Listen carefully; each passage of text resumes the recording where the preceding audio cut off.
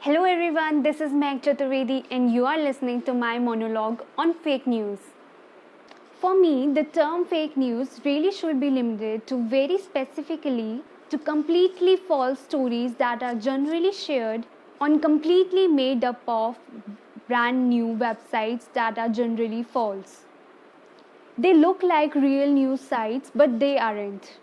And it spreads purely for just viral clicks and advertising revenues or possibly for propaganda purposes.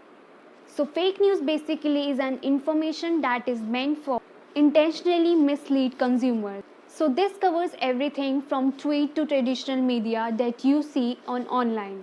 Fake news. Lot of things probably come to your mind when you hear the word fake news.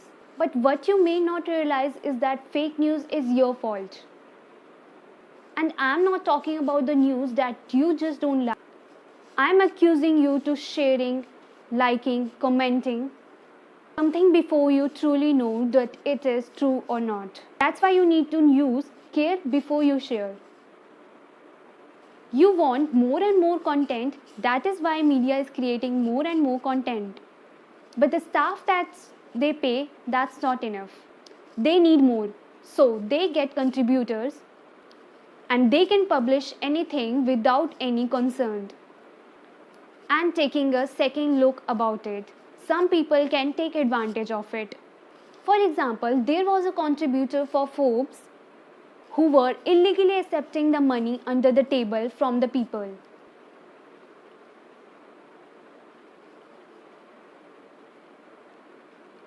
Who wanted to be mentioned in Forbes. You probably gonna think that they are credible. You probably gonna think that they are credible, but in reality, they just paid a contributor few money to get in there. And the social media outlets don't know how to control these fake news and what is happening online platforms because millions people are using that platform every single day. Now let's talk about something. Snapchat is going to shut down by the end of this year. Let me say that one more time. Snapchat, the social media app that you used to share pictures and photos, is gonna shut down by the end of the year. This is, my friend, is fake news. On Twitter, a piece of fake news came out and said that Snapchat was gonna shut down by the end of the year.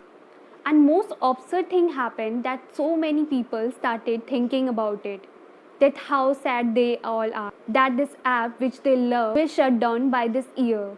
However, this was a fake news. But this news story became so popular that Snapchat itself had to come out and put out a statement and said, we are not shutting down, this is hashtag fake news. So if you think about this, Snapchat is $1 million company. And the piece of fake news was so popular that they had to come out and make the statement. So how does fake news become so prominent in our society? So many people must have phone in their pocket. So last of couple years we have just adopted technology so much, and with the advent of social media we have so much of information. It's not just that information came to our devices, but we can also publish any information in seconds. In fact, when it comes to news, we rarely go and read the whole article. We often just read the headlines as so many information has to be consumed. If technology can create a sort of problem or a huge situation for us, we can use technology for fight back with this fake news. And that's what we are doing. The world's largest companies, including Facebook, Google, are exploring an industry-wide alliance to curb the fake news in their platforms. The proposed alliance, to be named ITA, Information Trust Alliance, will be a grouping of digital platforms and publisher fact-checkers and academia that will aim to control the harmful content, including fake news. People are capable of conjuring up anything from fictitious freak of nature to politic propaganda and causing you to fall for it.